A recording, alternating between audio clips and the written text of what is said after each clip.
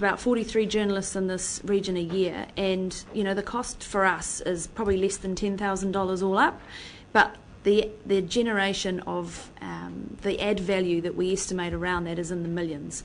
So there's one piece that Vicky's handing around, which has just been published in a title called Simply You. I think it cost us $160. It was a flight, and we've got a stunning feature on Hawke's Bay that's gone out to 111,000 people. So the value of our media program is really important, and we work really closely with Tourism New Zealand from an international perspective in hosting journalists.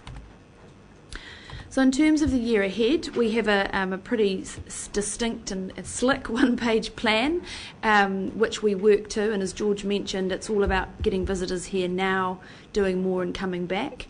I've talked a little bit about our campaign work, which pretty much continues throughout the year online. But the markets that we focus on, domestic is number one, it's 80% of our visitors, and Australia is number two. So Australians in the last year spent $36 million in Hawke's Bay, and that is our largest international market, followed not so far behind by Europe and others. But we have China on our radar, obviously, for obvious reasons. And with freeing up of new travel laws in China, as of October 1, we do see that there will be a greater shift in Chinese visitors coming across to Hawke's Bay. In terms of, we've talked a little bit, I'm going to touch on events in a moment, but we're also working closely with Ngāti Kahungunu and Tamahuata, who's now heading the Māori RTO, to see how we can incorporate more cultural tourism product into the work we do, and that's been a positive start to our work.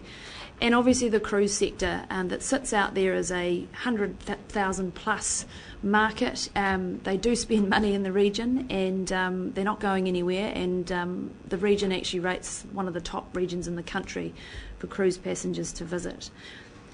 In terms of servicing our visitors, George mentioned eyesights. They're a major gateway for visitors who come to the region to be able to upsell and get them to stay longer and do more. But technology is becoming a really fast evolving thing that we've got to get a better handle on in terms of what we serve up on people's smartphones. So our site is fully mobile, but always we're looking at ways of evolving and developing that website to enable visitors to get information quickly. And obviously down the bottom we have a big role to play in terms of membership and obviously our funding scenario. So really quickly, and I know we're racing through, domestic visitors number one. So we head into a period, we've just finished our big family campaign push, and we head into the active boomer push as they have more time on their hands, and we focus around events such as Art Deco, etc., and the trails and the wineries are a fantastic addition to that. The regional event strategy, and I'll touch on that in a little more detail. We've started our plan for China, and really I guess it's an evolving thing. I've been up in the market and met with 84 travel agents in 3 days, which was what you do in China, I guess. But there's quite a lot of opportunity for Hawke's Bay, and we're working alongside Auckland Airport to develop a North Island campaign for China, and Hawke's Bay is part of that. So that work in China is going to continue, and we're translating information, and we have things ready for those. Any of you who are visiting the market, we do have now resources and tools available. The Hawke's Bay Trails, we work really closely with the Regional Council on how we promote, and obviously the new trails and additions to the network, and Drew Broadley and his team are part of our team in that space, and so we do a lot of work around the trails, and we do believe at a national level we've got something pretty compelling compared to our other regional partners in that space. And lastly, the industry and stakeholder piece, which I'll touch on in a little bit as well. Just to focus a little on the regional event strategy, this is about events in our off-season, essentially. It's about visitor nights in the months that we suffer in, which are in those May, June, July, August months. And so that is our focus. We're working closely with Hastings and Napier, particularly on some bigger events in the region, but also it's the smaller stuff around sports tournaments of school-age kids that will fill our beds, our motel beds and hotel beds across the off-season. One of the key areas that we will focus on this year is we're going to lead the community engagement strategy around Cricket World Cup. So we're working really closely with the Napier City Council, and we will with the other TLAs on what that looks like for cricket. We have 3 matches. It's a great way to showcase Hawke's Bay to an international audience. Art Deco Weekend, we were very much a part of the bid to get the funding for that for the next 2 years, and so we're working really closely with Sally and her team at the Trust around maximising that opportunity. We've got a press group in from Australia, we've got 10 travel agents from the US. It's all about building the long-term international profile of Art Deco Weekend and obviously the Art Deco story. And we've been involved in the Hawke Festival in April, which is a great win for Hawke's Bay in a quieter month. And the Big Easy, which we launched last year alongside the Regional Council and Napier and Hastings District Councils at Easter, is becoming an annual event on the cycle trail calendar, which is fantastic for the region and a great way to showcase the trails. Fork, I hope many of you went to a Fork event. It was a good and great success, and I've got some stats to show you, but also we put the bid together with Hawke's Bay Rugby and Napier City Council for the All Blacks, so that test is confirmed for September next year, and that will be a huge weekend in a pretty quiet visitor month. So all in all, there's plenty going on in this space, which is very positive. Just really quickly on Fork, because it did fall in the last quarter, we held the event over 10 days, 68 events. We sold 80% of our tickets, so we were 21% up on last year, and we hosted a huge number of media. But I guess the key thing for us is, how many came from out of town, and our long-term goal is clearly for that to be greater. But at this stage, it's at 35 to 40%, which we're happy with. Wellington, actually, with Wellington on a plate, 10% is their out-of-town footprint, so we're pleased with where we're at in that space. We had locals heavily in to support the event. They invited, obviously, a lot of friends from out of town. But the nice figures for us are, 81% said they'd be back for summer, 60% indicated that they'd be keen to attend in winter, and 94% said they'd recommend it to friends and family. So we sort of believe that this event's got some very good long-term legs for the region. It plays to our strengths, and we're really pleased yesterday with the discussion with the mayors that we will have a broader regional spread of events next year, and great support from Napier and Hastings as well. So we had a couple of events from Central Hawke's Bay, and we'd like to have some more in the calendar for next year. So it's got some fantastic legs, and winter will be our next big push, which will be June for Winter Fork. We have introduced a new membership structure, and that's in a response to our future funding and where we sit. We've already had 200 or so people financially contribute as part of their membership, and a further 600 or 700 are now opted in to be members of Hawke's Bay Tourism. So we're now sitting with a fairly large, sizable group of operators, and that includes restaurateurs to retailers to tourism operators, and that's now a fairly sizable piece of the industry that we can say that we represent in terms of what we do, and it's working very well. Just lastly, before we have some questions, but our activity really, as I mentioned, in the next 6 months, the Boomer campaign, we won't exclude any non-active boomers, the Cricket World Cup planning, so there's quite a lot of work that's being underway at the moment around what that plan will look like. We're a year out as of February 14. I've talked about Art Deco Weekend. We do a number of trade events with our travel trade partners, which is essential for us to keep our profile in the international marketplace. One is called the Explore Central North Island Trade Show, which is an alliance of 8 regions in the North Island, of which we're one. KiwiLink Europe, we're looking at in April, which gives us a chance to get back to the European markets to talk about Hawke's Bay. We haven't been back there for a few years. The Hawke Festival, which is getting larger and larger, and as a 10-year event will be a fantastic addition to Hawke's Bay's economy in that April month.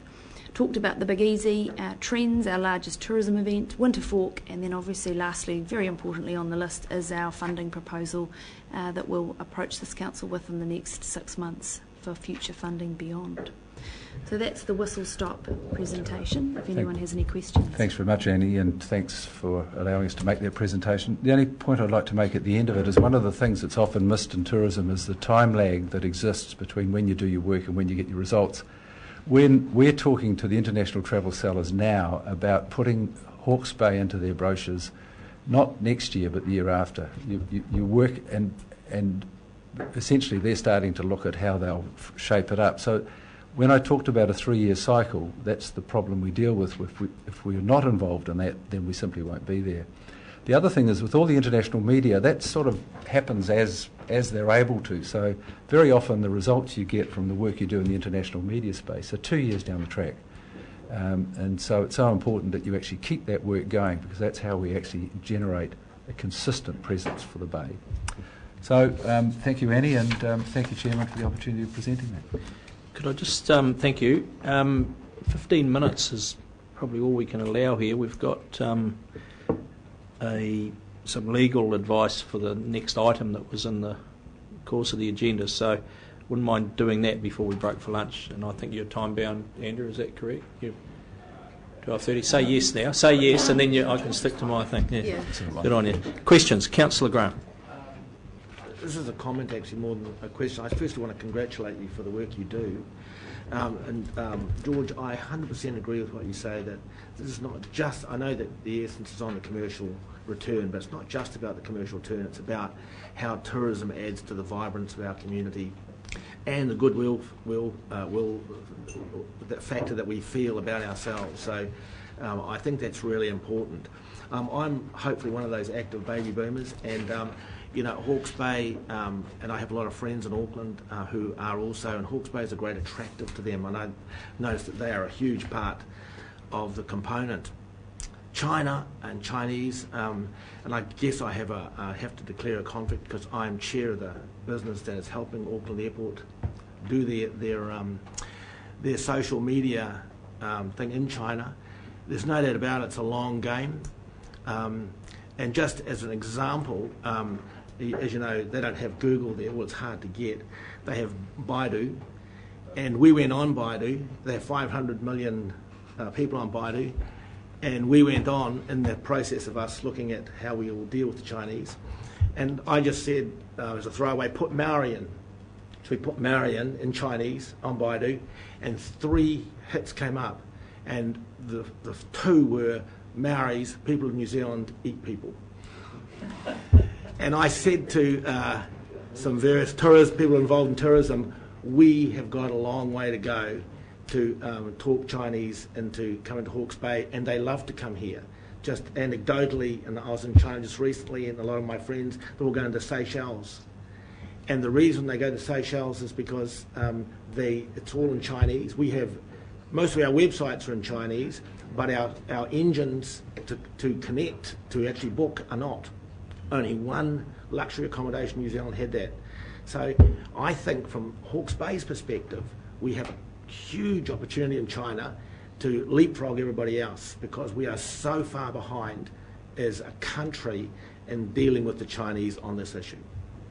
There's also been a major change in the Chinese market with the move away from what was called the old approved destination status, so they're now unable to do the shopping tour excursions they used to do, and there will be an increased focus on independent travel now, and that's where Hawke's Bay can win in that space. So, but I think we would totally agree with you. There's a massive amount of work that's got to go on to position ourselves at the right place in the Chinese market, because we're really looking at those independent travellers. On the spend figures, actually, China for the first years registered, so there was $1 million attributed to Chinese visitors in Hawke's Bay. In the last year, there was no registration of that the year before. So I think we are definitely seeing them, but we've got a big job to do. But yeah.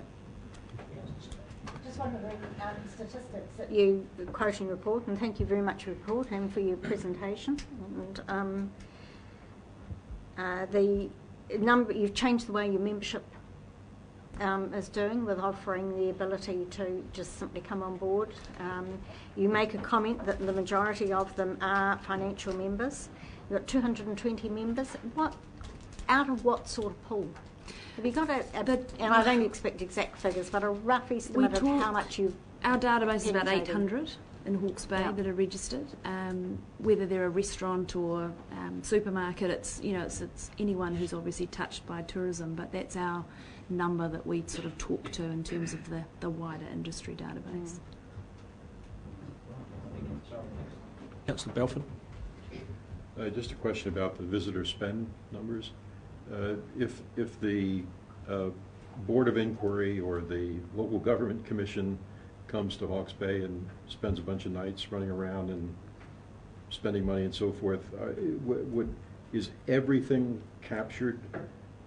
I guess where my question points is, I assume they're analyzing credit card data based on where the card is issued or something like that? Or They take out, because a lot of people have a corporate card, so and a lot of that origin is Auckland or as a major centre, and that data's taken out. So it's based on residential address of visitor, and it's a 20% of all BNZ credit cards. So I guess my question is, how much of that visitor spend would you really say is attributable to things that our various tourism entities here in Hawke's Bay do versus how much is sort of the normal course of business? The largest portion of the spend, and next time I can show you the breakdown, so we have accommodation, it goes through into tourism products and services, and when you look at the bulk of it is in tourism products and services from the Hawke's Bay. It's designed by MB to do just that and estimate the tourism contribution. So they're trying to exclude what the issue you're raising, because that does distort it if it was in. Thank you, Councillor.